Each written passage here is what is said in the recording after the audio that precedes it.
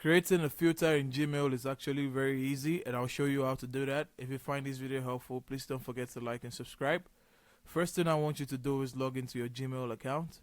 After you're done logging into your Gmail account, I want you to come here to where you see show search options.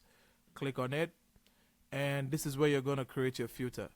So let's say we want to filter from Suno, and you can decide to fill all this information here. After you choose one, this is going to be active, and you're going to click on create filter. Here you're going to click what you want the filter to do, and you're going to set in the functionality here. And once you're done, click on create filter.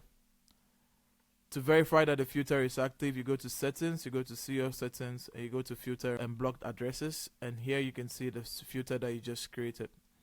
Now if you find this video helpful, please don't forget to like and subscribe. Until the next one, see ya.